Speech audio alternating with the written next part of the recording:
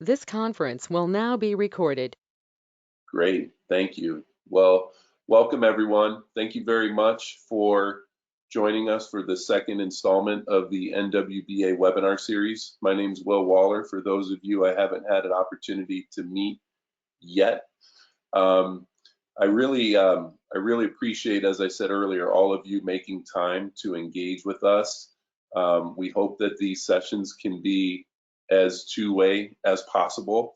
We're going to be diving into the American Development Model, which fits with our Coach Education Committee that Stephanie Wheeler is leading, and Andrea Woodson-Smith is the co-presenter.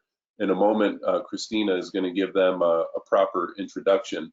But I would be remiss if I didn't thank the United States Olympic and Paralympic Committee for their investment in providing some grant dollars to help us really get the ADM work and coach education off the ground.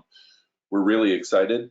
The materials that you're going to see today are part of the early stages of our journey in this space. So you're going to get where we're at currently as well as where we're going.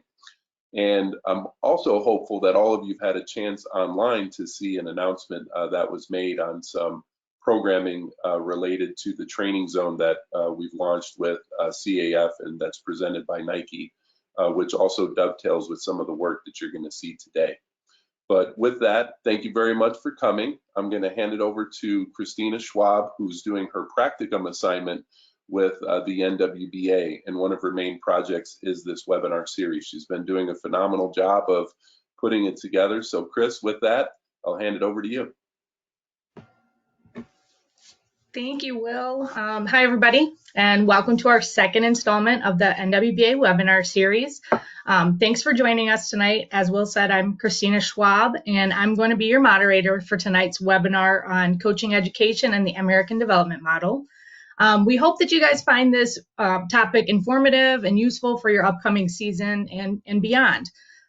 So before we get started and we dive into things, I wanted to share a few housekeeping items. So number one, everyone attending the webinar is going to be muted during the presentation. If you have any questions that pertain to the materials being presented tonight, make sure that you use that chat box. We're going to be monitoring that, and we'll have some time at the end of the presentation to go over any questions that you might have. If you can't stay for the entire presentation, or if you want to review this later on, we are going to be recording this, and it will be available on the NWBA website. And so without any further ado, it is my pleasure to introduce you to our presenters tonight, who are two of my friends, and I have been teammates with them as well, so I'm really excited that they're here. First, I'm going to introduce to you Stephanie Wheeler. Stephanie is the current head coach of women's wheelchair basketball at the University of Illinois. She was a decorated athlete competing at Illinois and winning multiple national titles and accolades. She competed in 2 Paralympic Games, earning gold medals in 2004 and 2008 with Team USA. And in 2016, she led Team USA to another gold, and this time as a coach, the head coach of the U.S. women's wheelchair basketball team. As a result of all of this success, Stephanie was inducted to the NWBA Hall of Fame in 2018. She has recently been named to the NWBA Board of Directors and serves as the chair of the NWBA Athlete Development Model and Coaching Education Committee. And then co-presenting tonight is going to be Dr. Andrea Woodson-Smith. Dr. Woodson-Smith is a full professor at North Carolina Central University. She specializes in adapted physical activity and sport pedagogy and kinesiology. Andrea has a wealth of coaching experience, coaching both volleyball and basketball at the high school and college levels. And she was also an exceptional athlete and has competed with Team USA women's wheelchair basketball at many international competitions, including winning gold at the 2010 IWBF World Championships in Birmingham, England. She was a Paralympian from the 2012 London Games. On top of all of this, she is a co-author in the field of coaching disability sport, is the vice chair of the Athlete Advisory Council, and serves as a sports envoy for the U.S. Department of State. So thank you both for being part of this series. We're really excited to learn from you guys, and I'm going to let you take it away. Awesome. Thank you, everyone, for being here tonight. Thank you, Chris and Will, for the introductions. Extending one more thank you to Will for making this a priority for the NWBA. It's something that I know a lot of us have been passionate about and wanting more with coach education and with athlete development. And so I personally want to thank Will for tapping this committee so that we have the opportunity to work on this and that we have an opportunity to be a leader in Paralympic sport in the U.S. With this. We'll actually, this model that you're going to hear about in a few minutes that we'll start talking about will be the first Paralympic sport in the United States to have a development model like this. So we're really excited about this and really appreciate Will's foresight and forethought to tap this group. We have an amazing team that we're working with. And so while Andrea and I are here presenting tonight, we have an awesome team, which Christina is a part of, that we're working really hard to create some great content for you all that hopefully we're going to be able to get out to you soon. So with that, we're going to get into this because we have a lot of really great information to share with you. So here we go. So first piece we're going to talk about tonight is the American Development Model. Like Will said, we've been working in conjunction with the USOPC to get this off the ground recently with some funding and some facilitation help. What we're going to do is just go through what this is from our framework, our vision that we've come up with our task force and our team that we're working with, what the model actually is and what the model looks like, an early rendition of what it looks like, because like Will said, we're super early into this process. And then we're going to give you an example of what some of the stages will look like and what some of the objectives of this model will look like and how it impacts athlete development. We're going to switch gears after that in the second part and head into coach education. And coach education will be directly tied into the ADM. That's why we're going to start with that. Coach education is probably even in more infancy right now than our ADM is. But we want to give you a vision of where we're going and kind of where we see our coach education going. And then along with that, we will have something to show you called Mobile Coach, which will be something that we're going to be using pretty soon here, actually. So what it is, how to utilize it in your program. So we can go to the next slide.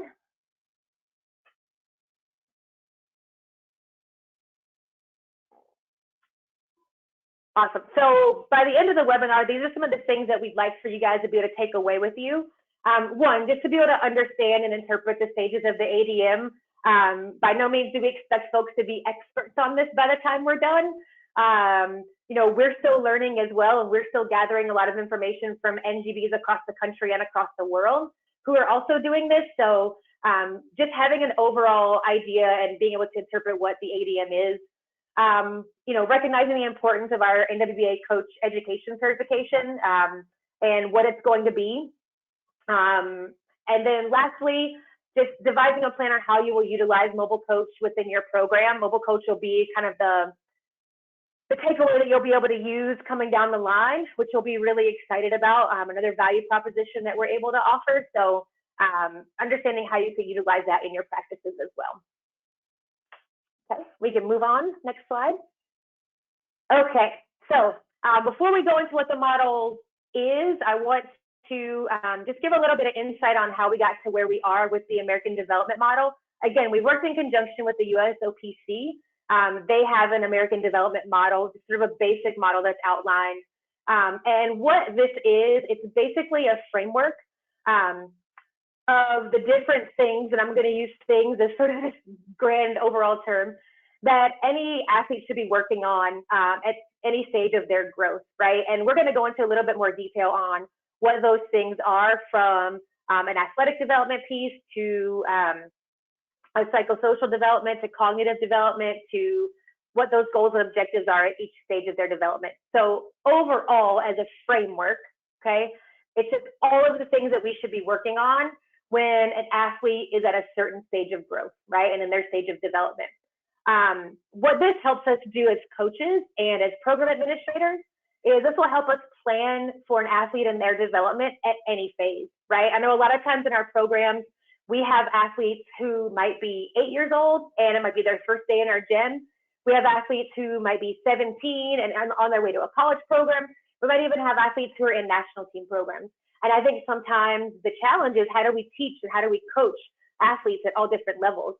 And what this framework we hope will allow you to do is be able to do just that, to understand what each athlete needs at that level and how to coach them where they are. And basically, we're meeting our athletes where they are, right? The other thing that it does is it gives us a picture of what skills that athletes should have when they complete their learning at a particular phase. So we're going to talk a little bit about readiness and what readiness means to move from one stage to the next. But really what this does is it gives you the complete skills picture of what that athlete should be able to do so that you know when to move them or when they can move along within this framework, within this model as well. The other thing that's important, and you'll see this here when we get into our personal core values and our mission for the NWBA ADM, is we really want to use this framework to maximize the experience of the athletes in our program and to help them maximize our potential. And that's why it's important for us as coaches and program directors to utilize this framework and this model once we have it out and ready to go. I think for me, the number one reason why we want to have this model within the NWBA is just for that, to retain, recruit, and develop our athletes.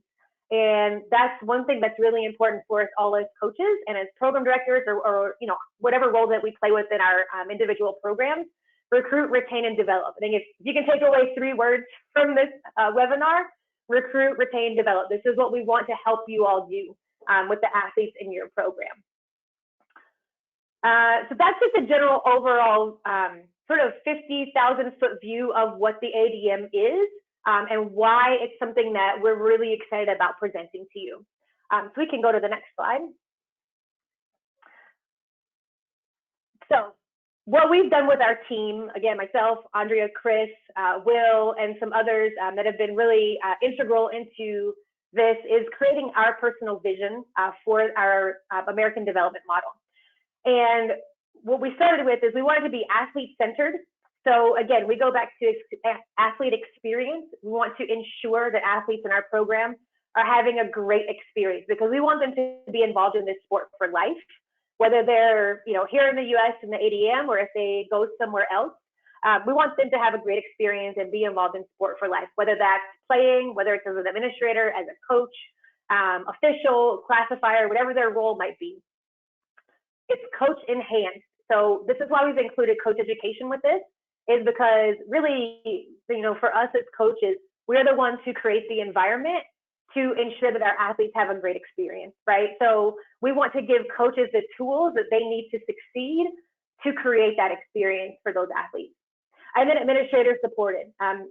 Coaches and athletes can't do what they do without the administrators of our program, without the administrators of the NWBA. And so this will be something that will be important, that when coaches are using this within practices, administrators understand what it is as well and are ready to support their coach in whatever they need. So again, it's a framework designed to positively shape athlete experiences. We believe in creating a positive and welcoming environment for athletes of all ages and abilities. Again, this goes back to what I mentioned earlier with from the person in your program who it might be the very first time they pick up a basketball, all the way through the spectrum of athletes to your high performance athlete, right? We want to ensure that we're a welcoming environment for everyone of all ages, all abilities. By focusing on play, building character, and championing individual strengths, we want to empower members to grow and achieve their potential at their own pace. Another important piece of the ADM is that it is self-paced. It is not paced by biology. It is not paced by your birthday. It's not going to be paced by, well, you came into our program and you have loads of potential. We're going to push you into an area of development that you're not ready for yet. It is going to be, growth at the pace where the athlete is ready to move through the model. So this applies, we're going to talk a lot about athletes here, but this also applies to coaches as well. We also want to develop this pathway for coaches to be able to move through the model. We know we have coaches who aspire to coach at all levels. We need coaches who aspire to be really great juniors coaches, to be really great college coaches, to be really great high performance coaches. And so this model is also designed for you to get the support that you need to be able to do that as well. We can go to the next slide.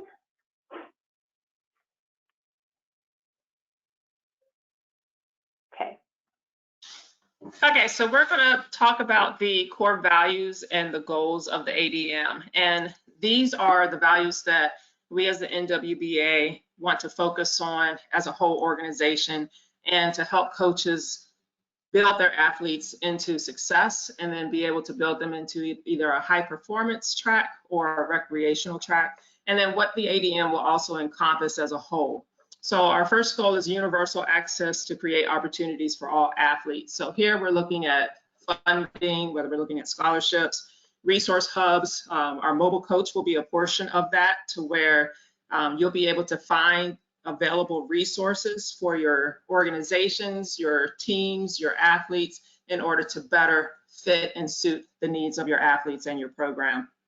And so the goal is to grow both the general athlete population. So we want to increase the numbers overall of those individuals participating in wheelchair basketball. And then we also want to be able to increase the pool of elite athletes trying to make it to that Paralympic level. And so it will either be the recreational side or competitive recreational side, or it will be the high performance track, and to be able to grow the pool of elite athletes. The second core value, developmentally appropriate activities that emphasize motor and foundational skills. This is a very important factor, especially for coaches, to be able to understand the development of an athlete and the ability levels of athletes and the different ability levels within a team concept. And so we want to be able to provide coaches with the resources to be able to come up with those different types of activities that are appropriate for the individual athlete, but also for the team as a whole, but to meet them where they are at that moment, and then to develop them and have them grow into that successful athlete and matriculate into another stage within the ADM. So we want to be able to work on physical literacy, so our fundamental skills, your athletic skills, your sport-related skills. Those are the things that we want to be able to focus on within the ADM model. And you'll be able to see how these are formed within each stage of the ADM. Also, we want to be able to provide and encourage our athletes to be involved in multiple sports. We do not want our athletes to specialize in wheelchair basketball solely, because it can cause burnout. We want to be able to retain our athletes, and then we want them to be able to engage in wheelchair basketball and other sports throughout their life. We want them to be physically active. We want them to grow as athletes, to be able to prepare for life in general outside of sport, as well as within the realm of sport. 4, provide fun, engaging, and progressively challenging atmosphere. So if you have children and they are participating in wheelchair basketball or any sport, the one thing that can retain an athlete is to making the atmosphere fun. But at the same time, as the athletes progress through each stage, we want to make sure that the atmosphere is challenging enough to make them, to allow them to grow as an individual athlete and as a team as a whole. So providing an atmosphere that will positively influence an individual's athletic and leadership potential. So not only do we want to focus on the physical component, but we also want to focus on different aspects of cognition, psychology, leadership, social, and you'll see those particular factors within the ADM model when we go through that specifically. Number 5, the quality coaching at all age levels. This is going to deal with our certification in coaching and the mobile coach. So we want to be able to produce effective coaches. A lot of times you see the situation where parents will coach, but maybe they don't know enough background information of the sport or of the disability or of children's growth, and you're coaching them as though how you were coached may not always be the best and effective method within coaching. So we want to provide different types of resources. We want to provide you with courses that will allow you to be able to, that will impact your program and impact your ability to coach effectively. 6, emphasis on character and disability identity building, creating a generation that loves sport and physical activity and transfer that passion to the next generation. So we want to be able to allow our athletes to grow, build character, other than just having an athletic identity, but we want them to have an identity of their disability. We need coaches to understand the different types of disabilities and how disabilities affect their bodies in different ways. We also want them to be able to build character that will take them to transition them to the next part or component within their life, looking at leadership skills, leadership at the top realm within a team, and different ways of how those leadership skills impact a team and the individual post-career. Next slide. Okay, so we're going to show you a little bit of a journey on where our visual model has come from. So what we want to be able to do with this, number one, is give you all something that's usable and that is easy to look at and say, okay, this is where an athlete might be. So we kind of started with some pencil drawings, looking at different models from other NGBs from across the country and across the world to see what fits for us, and just some scratches on paper. And we can actually go ahead and go to the next slide because you can see it much better. We've sort of evolved it. This is our first attempt at what our ADM is going to look like. It's important for us to have a visual model because, again, it's something that is engaging initially and can help us identify where athletes may be. So a couple of things that we are going to do before we kind of get into some of the principles that uphold this visual. We're going to talk through a couple of these first before we move forward. So I just want to touch really quickly on a couple of pieces about the model. One, you can see there's lots of different shapes and sizes within the model. This is intentional. The scale of the model is intentional. As you can see at the bottom with stage one is one of the larger stages, along with, when we get this worked out, stage 4 and stage 5 will also be the largest stages as well. Stage 1 is where a lot of new developing athletes will go into. Stage 4 will be the large part of the NWBA with competitive for life.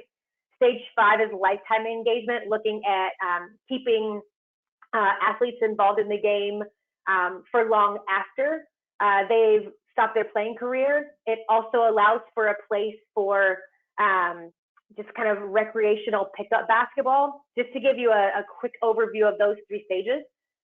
Those 3 stages are the biggest for a reason. And I think Andrea mentioned this in the previous slide. The health of our high performance programs is actually based upon the health of our domestic system, right? So a healthy domestic wheelchair basketball system, meaning Division 1, 2, 3, juniors, women's, college, all of that feeds the health of our high performance programs. And I think sometimes we look at it the other way. We think, oh, if we have really great high performance programs, if we're winning gold medals, which is nice, right? Winning gold medals is nice. But if we have that strong base to our program and to our clubs and to our organization, we're going to feed our high performance programs, right? We're going to give our high performance programs far more athletes than they have to choose from right now, that's the goal, right? So with this model, what we really want to do is create this healthy domestic system. That's where you see kind of stage 1, 2, 4, and 5. And again, we'll talk about this a little bit more in detail as we move forward. But scale matters. High performance for our athletes and coaches that are moving up to high performance, that's stage 4, that's the tiny green triangle in the top left-hand corner. That accounts for about 5 to 10% of our athletes within the NWBA. So what this means is that we're going to have resources that allow athletes at all these other stages to develop, right? Which I don't think that we've done a great job of in the past. This is where we're making a change with the support that we give those athletes that are growing. So I just wanted to acknowledge the scale of this first. The other 3 pieces that I want to acknowledge really quickly are what you kind of see going around the outside of the model with awareness, first contact, and new athlete entry. These are 3 things that are unique to disability sport that we don't see a lot in our non-disabled counterparts.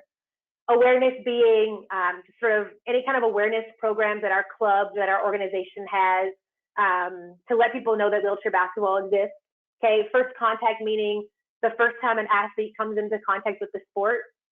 And then new athlete entry is allowing for pathways for athletes who may have been injured later in life to come into our sport. We've all had that in our programs and our teams where someone is sustained a spinal cord injury or an amputation or something that brings them to our sport where they've had previous sport experience, right? And we bring them into our program. So wanted to make that really clear that the proportions of this is going to matter.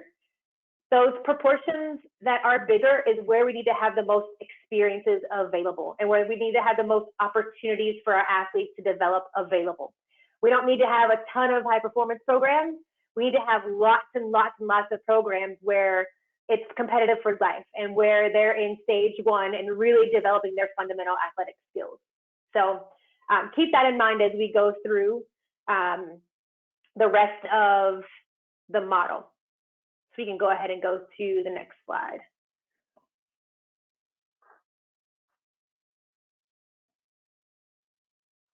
Okay, so one thing I did want to make clear is that within that model from the previous slide, we have arrows that go in and out of different stages, and that's looking at the self-pace of the actual model, so that you may develop in one area and then maybe transition to a different area or a different track within that model. And so you'll notice that the arrows are all throughout that model where you can go in and out of each stage. So we're going to look at the different stages within the model. The first one is going to be the Adm Key Objectives for Success. And so these are going to focus on 3 specific areas, looking at focus, goals, and athlete-centered. And then there's going to be other areas within the model that we're going to go through.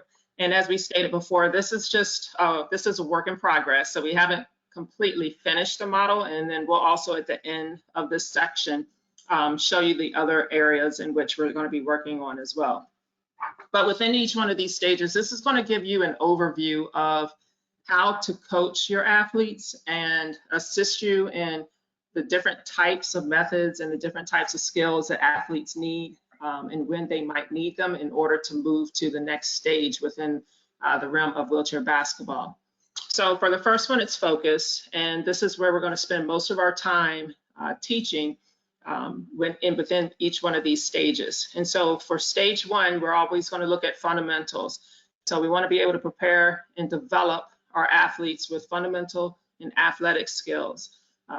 And Stephanie will talk about what those are in her section. We also want to focus on disability identity. At young ages, children may not be very confident in their disability. If you have athletes who are new to the who have acquired an injury, they may not be confident in their disability as well. So here we want to be able to focus on disability identity and empowering the athlete through their disability and through wheelchair basketball. The second stage is also looking at fundamental skills. This is where we're going to start honing in on those fundamental skills and starting to look at the tactical skills as well. So we're going to look at your shooting skills, passing and catching, tilting, things like that, and then also going to bring in offense and defense. Stage 3 is where you're going to train to compete, and this is going to be a stage usually that's going to be for your junior national athletes and junior national teams. And so you're refining those skills in order for them to transition to the next phase, which will be the actual national team, the adult national team. And there you're going to be looking at developing those technical and tactical skills for participation and also for winning. And then the recreation part is going to be the same thing, especially at the higher level. Your competitors who are in the mode of 1, 2, and 3 positions for a national championship, or even your top 10 for your national championship, they're going to be falling in this particular area as well. And then you're also going to have the competitive recreation athletes who just want to participate and socialize with their peers. Stage 5, like we stated before, this is going to be either a transition into administrative roles, or we're also looking at the continuation of physical activity and exercise. Next slide. So the goals are very similar to the focus, but the goals are going to be more looking at what we want them to achieve.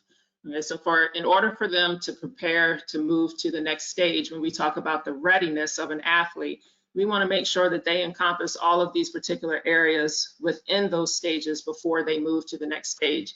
One of the things that you will not see within our ADM model is the focus of age. A lot of times coaches will get situated with an athlete's age, and their age may not be where their development is. So if you have a 10-year-old child, or let's say a 12-year-old athlete who may be participating at an 8-year-old development. So we don't want to just focus on the age. We want to focus on the physical ability, and then there are also going to be some other areas that we're going to touch on in a minute, that we want to look at the whole athlete versus just the age. So we're not going to really focus on the age unless it's dealing with the maturation period. So when we look at the maturation of the athlete, then that's where you're going to start to see peak performances, the change in development, the change in speed, strength, all of those particular things. And so then that is where you'll have to look at age in order to move the athlete into the right area. But we want to focus here on the development of the actual athlete. So on stage 1 and 2, again, focusing on the fundamental skills. We want them to be able to build confidence. We want them to have a desire to play wheelchair basketball. And we all know that if a kid touches a basketball as many times as they can in a practice, they're going to be happy and they're going to retain, and they're going to be able to continue to have them in your program, and then also recruit through them to get more athletes involved in your program. So stage 3, we're going to start looking at the technical and tactical skills, and then also improving physically and psychologically for more competitive settings. So when you get to this stage, if you're in the collegiate system or if you are on the junior national team, we have to look at the psychological component of an athlete. It isn't just about whether or not how fast they can push, how strong they are, but are they ready to handle being able to push towards winning? Are they able to handle losses? Are they able to respect each other and respect their team?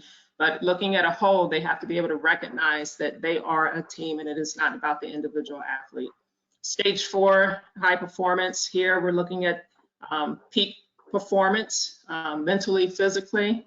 We're also looking at those tactical and technical skills, and then also looking towards winning with the national team. For stage 4, competitive recreation, it is the same thing, but here we're going to be focusing a little bit more on the leadership skills. So here, this is where we're going to start transitioning to leadership skills, where you're looking into administrative roles, whether you are looking to become in one of the committees within the NWBA or on the board. And so we want to be able to focus that on that area. In stage 5, here we're looking at continual physical activity, also transitioning to the administrative positions, and then also mentoring the youth, producing more programs, producing and recruiting more youth into wheelchair basketball. Next slide, please.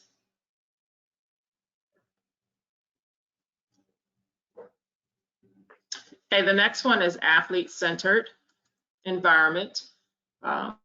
With the athlete-centered environment, this is what the environment should look like. A lot of times when we're coaching and we're coaching for competition, the environment can become a little bit stressful. So we want to remember that when we're trying to develop athletes, one, you want to develop the individual athlete as well as the entire team. And so we want to make sure that the environment remains fun. Even at the high performance level, you always want to bring in an enjoyable moment, fun experiences for the athletes, just to be able to keep the athletes from burnout, from getting frustrated with their own particular skills. We want to make sure that the environment stays fun throughout all stages. We also look at games. In the stage 1 and stage 2, there's going to be a lot of influence from parents and coaches, especially with feedback and cues, and then also encouragement.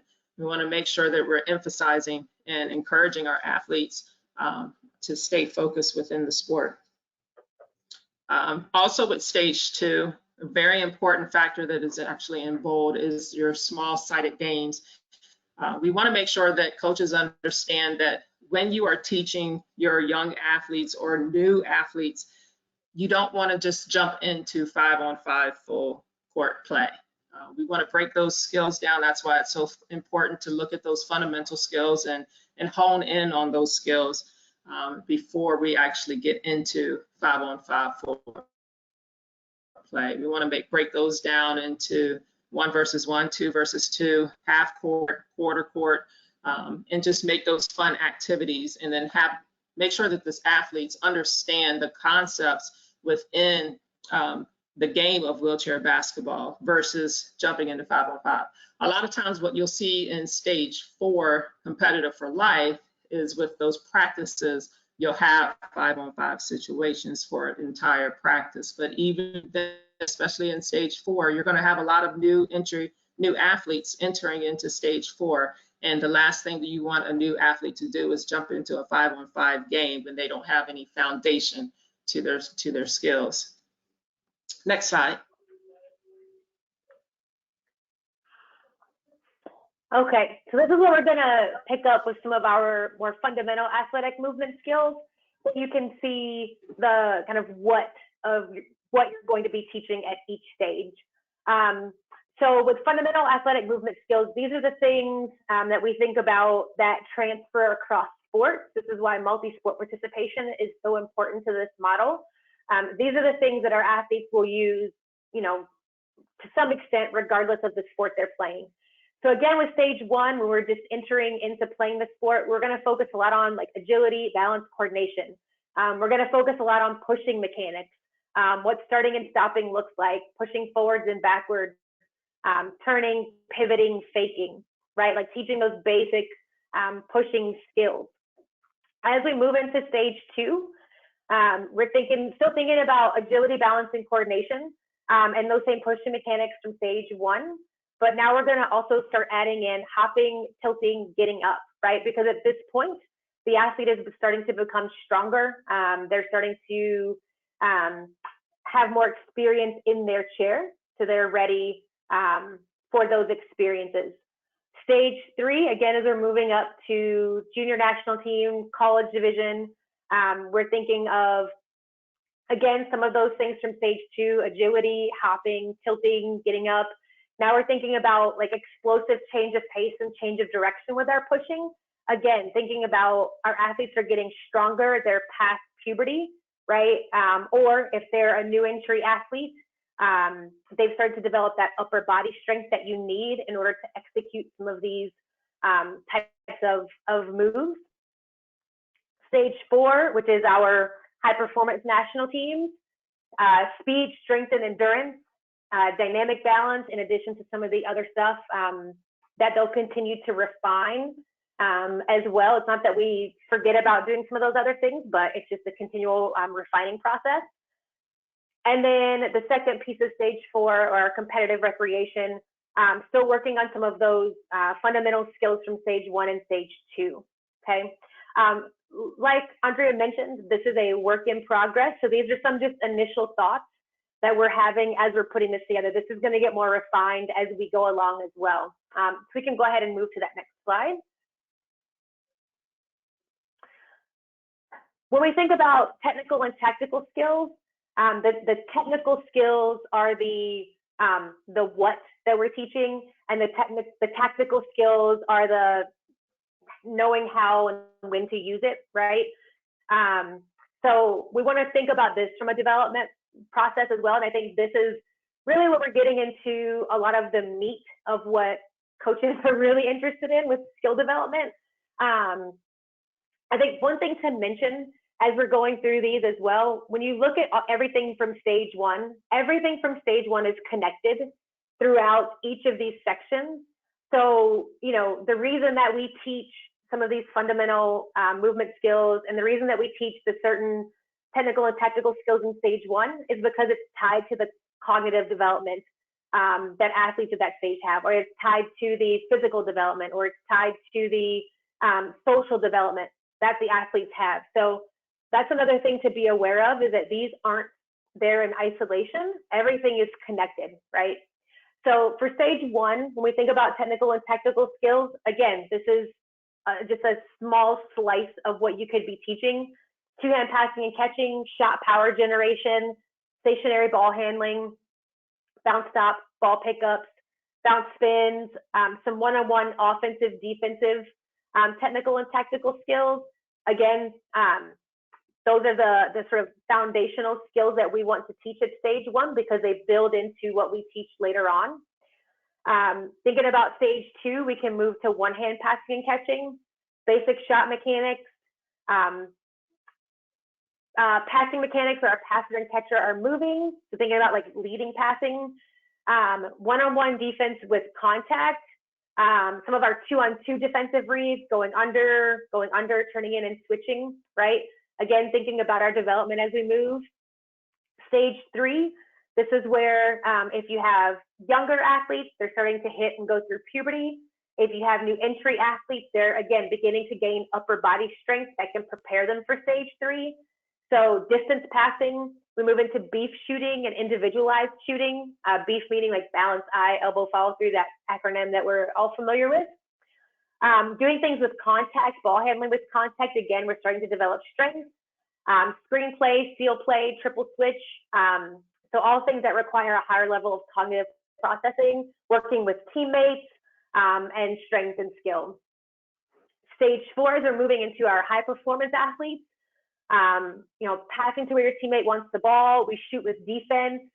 We start working on diverse shots, right? So we're thinking about working on like fadeaways and, different types of shots that you want to add in to your repertoire. We talk about our fourth person rotation, understanding how your reads set up something else. So again, those higher level processing reads that when you have to consolidate basically everything that you've learned up until that point, you're able to consolidate it and work with your team to make that happen. Okay, so again, these are some of the things that we're thinking about in these different stages. What we really want you all to understand with this is that we want to provide the resources to help you understand what to teach at each stage, so that you're like, well, I have these small things to teach. I also have to think about cognitive development and social development. This is what this model is we want to help with the resources to help you understand that. One other sort of kind of overarching thing to think about too, development in these stages and readiness isn't going to be like just sort of really super neat and tidy. As we all know, development can be in one stage with passing and a different stage with shooting, right? So that's why that readiness piece will be so important when we know to move someone from one stage to the next. So as this model develops, as we develop it within our committee, we'll be able to offer you that information and help you with that information. Last piece before I turn it back over to A, we want to think about this, and as a coach, you want to think about you are in an athlete's life for a small amount of time, right? You don't have to teach them everything they have to know to be a great wheelchair basketball player. You just have to teach them what they need to know to be ready to move to the next stage. And I think this takes a lot of pressure off of us as coaches, because we're not trying to put in every single piece of development we can think of. And I know as coaches, we want to do that. We want to give our athletes everything that we can. But I think we're doing our athletes a disservice, right? Because we're teaching them things and they're not ready. And so think about this as I get them when they're in maybe stages 1 and 2. And then I get to pass them on to somebody else who's ready to teach them the next skills that they need to learn.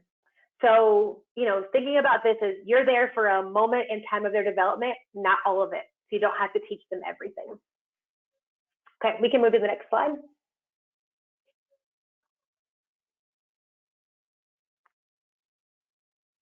Yes, and that's a very important factor, is that you have to realize and understand that just because they're ready in one particular area of skill does not mean that they're ready in a different area. And so the same thing goes with these different factors of if they are ready in the physiological or fundamental areas of skill, maybe they're not ready in the cognition component, or maybe they're not ready in the psychological component. A lot of athletes who have acquired an injury at a later stage in life may not have that psychological dependence or confidence to be able to move from stage to stage. So you have to meet them where they are and then develop them from there. So this next one is with the psychological development of a child, of an athlete. And so here you're looking at trying new challenges. The athlete should be able to follow instructions, concentrate, be teachable, know how to respect, understand the rules. And so from this part to the next stage, stage 2, is where we want to create those problem-solving skills. So that way they're able to start thinking about, how do I produce this movement? How do I use this movement within offense or defense? And we start to work on the strategies in that stage and move on to stage 3. They're going to start being more self-motivated, right? So when you have a fun environment and the athletes are touching the ball and they are producing and being successful, they're going to actually end up having more self-motivation than external motivation. And so they're going to always want to improve. They're always want to have fun within that wheelchair basketball environment. You also want to be able to have the athlete understand winning and losing. A lot of times when we're coaching, we're so focused on the score and the winning that we don't take that into consideration with our athletes. How do our athletes feel if we lose a game? How do our athletes feel when we win a game? Do they know how to respect the other team? Do they know how to respect their own teammates?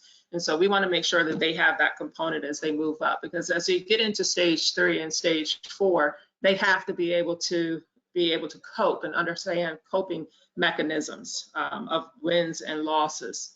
Another component within stage 3 that is crucial is that we want our athletes to respect the officials, themselves, and their opponents. And I think that's a critical piece that a lot of times we miss out on.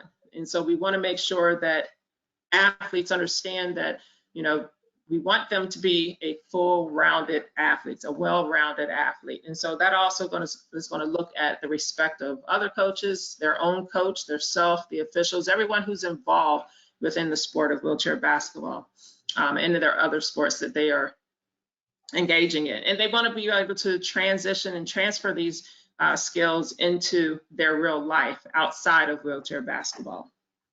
Stage 4, we're looking at the same thing, but we're also going to look at communication skills. We want those communication skills to be very high.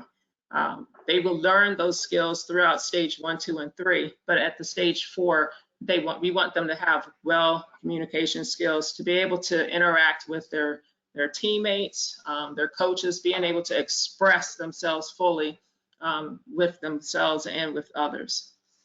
The recreational part is the same thing. The other component was in both stage 3 through 4 is seeing the long-term payoff, the results of what they have done. So if you look back at stage 2 and stage 3, we're looking at training, learning how to train, learning how to compete, and then training to win. And so they can start to see the payoff of their hard work, and we want them to make sure that they have an understanding of that, and then also being able to set goals to be able to achieve those particular goals at that high level. Next slide.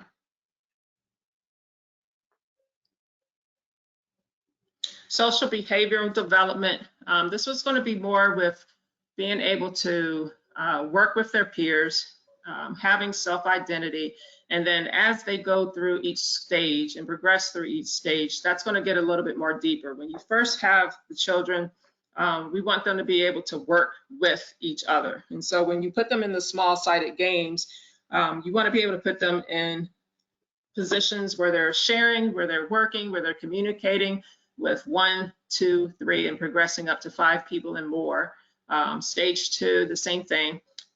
But here we're going to start looking at self-awareness. And so when you're dealing with younger kids in particular, self-awareness is a huge factor because a lot of times they'll run into each other. They don't know their boundaries within their own body. They don't know their boundaries within a wheelchair. So they have to be able to understand where they are in space and then also how to utilize that space correctly with those technical and tactical skills.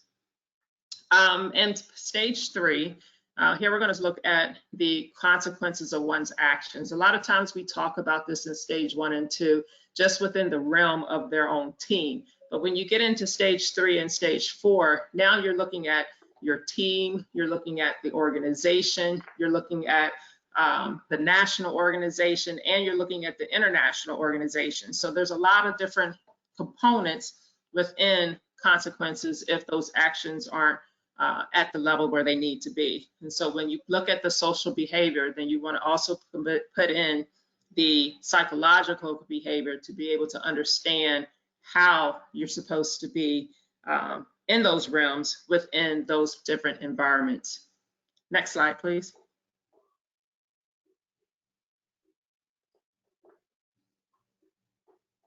And the last one that we have worked on for this progression is the cognitive development. A lot of times, like I stated before, is that we have athletes who will make it to the high performance level, but they don't have a true understanding of what it means to be a high performance athlete. And so we want to make sure that we have a whole athlete, a well-rounded athlete. And so we're looking at processing, we're looking at understanding how to be in different environments. We're looking at analytical thought of how to follow those instructions, and then how to put those tactical and technical skills into different types of strategies within offense and defense. And then also looking at the coaches and players being able to deliberate practices and exercises and different types of situations and scenarios. So if there are 30 seconds left in the game, what do you do in this particular offensive set? And so being able to put those types of things into play deals with the cognition. So a lot of times we have athletes who can perform the fundamental skills and they can perform the technical and tactical skills, but in different situations and different scenarios, we have to be able to work through those particular areas. And through these stages, we want to be able to develop our athletes to be able to be successful in that cognition of analytical thought. Next slide.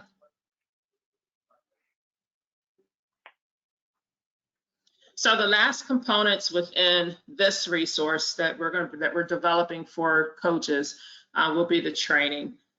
We don't, even though a lot of coaches will have a 2-hour time slot for their practices, doesn't mean that you have to utilize the full 2 hours. And if you're utilizing 2 hours to play 5-on-5 basketball, full court basketball, then that's not what we want to produce. We want to give you the resources so that you can work up to the 5-on-5, but not for a 2-hour segment. So these are some of the components that we're going to be focusing on: the ratio of training, the objective of training, the recommended ratio of player and coach, the length of sessions, the frequency, and the multi-sport participation. And that's a critical piece, that we want our athletes to be involved in more than just one sport. The skills that we're going to be teaching, the skills that you all will be teaching your athletes, are some of the same skills that they're going to be using in different sports. And it just makes them a better athlete, a better person, to be able to maneuver in life, maneuver their wheelchairs, maneuver their crutches, whatever the case may be. But we do want them to be able to participate in multiple sports. Next slide, please. And the last section that we're going to be giving you within this particular chart will be the competitions, the structure of competition, looking at the format of competition, the court size, ball size. We've had some rule changes and some thoughts of rules dealing with ball sizes, and then the developmental purpose of competition. What is the purpose of having competition, especially when you're at the young age? What are we trying to gain from those competitions within our athletes, whether it's the win-loss at a certain particular stage, or if it's the process of how to get to the win.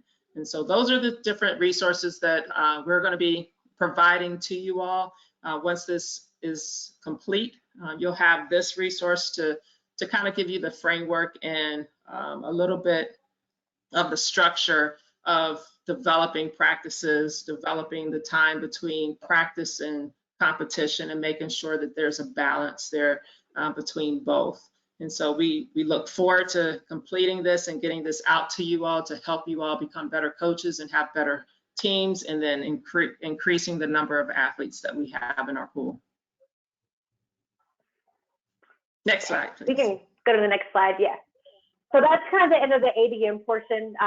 Like A said, our goal is to get this out to you at some point in a nice, usable fashion, right? Like, we want to give you this nice chart where it's something that you can easily take with you, easily have, that it's not 30 pages of material that you have to go through. It's something quick and easy that you can look at, because that's our #1 goal, is to make this usable for coaches. So moving into coach education, we're only going to spend a few minutes here. I know we're getting close to the end of our time and want to be respectful of that, but coach education will directly tie into ADM in some way. We're trying to figure out exactly what that's going to look like right now. So we can go to the next slide. Really what we can offer right now is just our vision of what a coach certification will look like. What we want to do is provide you coaches with education and resources needed to support and create the training environment that maximizes the athlete experience. Again, tying that into the ADM. So any programming that we do create for coaches and any certification that we do create will ensure that we're providing ongoing resources, not just a one-time resource, but an ongoing resource for coaches to come back to in order to provide that best experience possible. What we also want to do with coach education is provide coaches with the opportunity to grow, develop, and move through the coach development pipeline as desired as well. We have incredible coaches within our organization that a lot of times I think feel like they don't fully understand how to grow, right? And they may have aspirations to be a national team coach and want the opportunity to try to get there. And so we want to provide that pathway as well and that pipeline as well. So with the resources, again, ongoing resources that we'll have, will allow coaches at their own desired pace to develop in that way, right? Whether it's through online courses that we'll offer, whether it's through mentoring opportunities, we'll just, you'll have that chance to do that. What we can say right now is that we do have one course that we know for sure that we will be able to offer.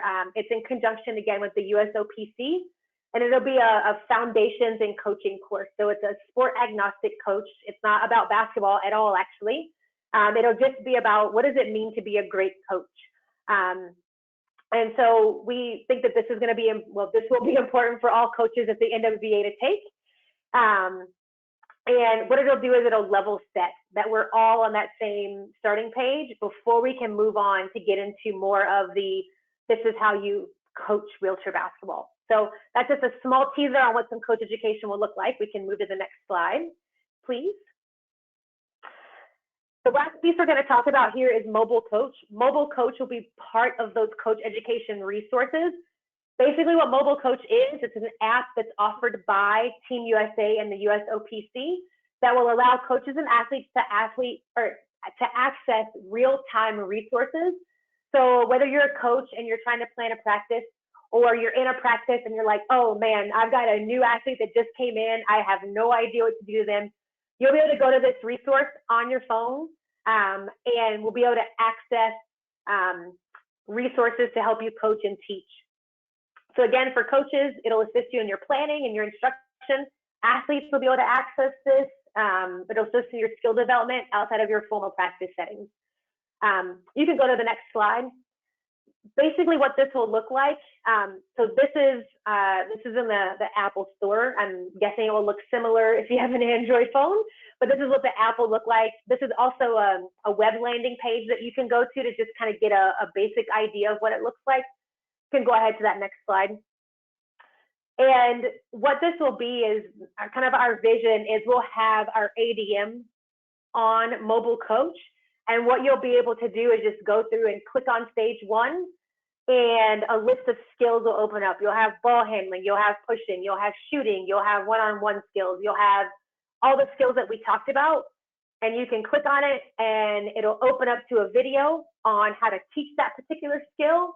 And it'll also open up to a document to walk you through how to teach that skill as well. So you'll be able to see it and you'll be able to read it to be able to help you understand how to better teach, which is, what we want to assist you to be able to do. So once we have our coach education and some of our videos up and running, this will be the landing spot for a lot of that information. And again, it's an app, so you can take it anywhere with you. We'll also have another learning management system that we're working with, where some other courses will be available, our Coaching Foundations course, some of our other coaching certification courses, some other kind of extra educational experiences. That'll be a separate landing page that we'll talk about at a different time when we have those better prepared for you. But this is something that we're looking to get out to you as soon as we can, for something that you can access. I think right now, when we don't really know what our seasons are going to look like, having this mobile option and this virtual option to be able to use will be something good, I think, that we can offer for you all as coaches. So we will let you know when this is up and running and when we're ready for this to be accessed as well. Do we have a next slide? Is there a next slide? This is just a slide there to reiterate everything that we've talked about for what our core values and goals are. And then we're going to finish up with questions, if anybody has any. I know that we've kind of thrown a ton of information out and a rundown of what we're doing, but hopefully it's made sense and kind of given you an idea of what our team's working on.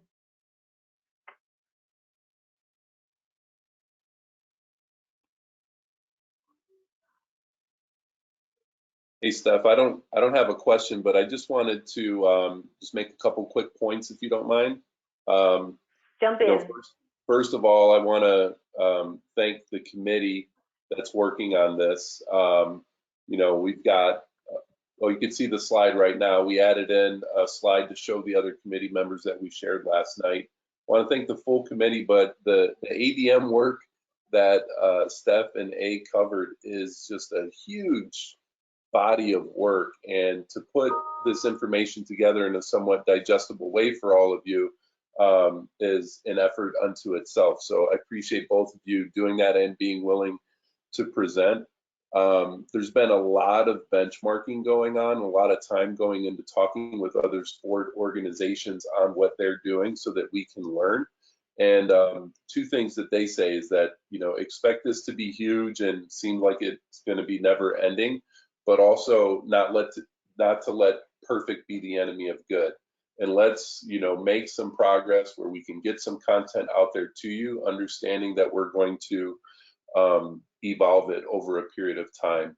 And in addition to what Steph showed with Mobile Coach and talking about the learning management system, ultimately, from a national office perspective, we're going to have a very clean location on the website as we try to drive more of a learning culture, not just for athletes, but for coaches and for the other critical members like officials and classifiers. We're going to have a really clean location on the website with all of these tools available to you. And it won't just be like a training dump. It's going to be really resource guides that are going to be useful for you to perform your role as a coach. So this is not the end.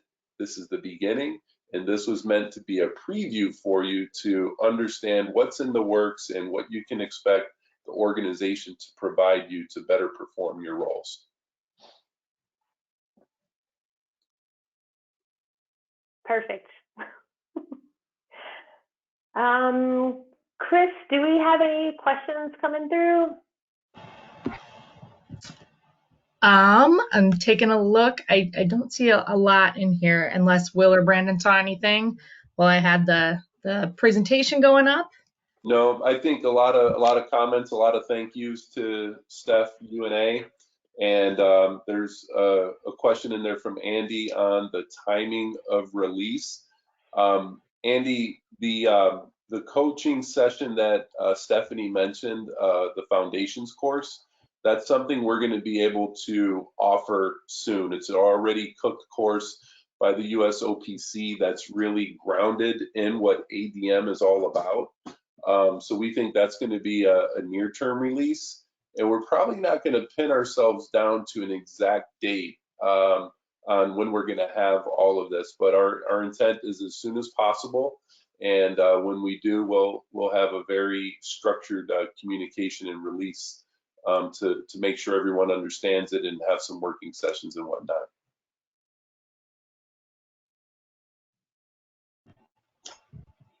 But Okay. no, if no other questions in there, just again, I want to thank a couple phenomenal presenters and people who've dedicated a lot of time, and thanks again to Christina Schwab for all of her effort in putting together the webinar series. Other than that, I just want, Thanks, everybody. yeah, thank you guys again. Thank you, Stephanie, for sharing your knowledge. We're going to have a next installment of our webinar series on August 5th, and that topic's going to be on season management. So we'll get that information out to you guys as soon as possible. But thanks again for joining us tonight. And thanks again to our presenters and Will for getting this all together. thank you all.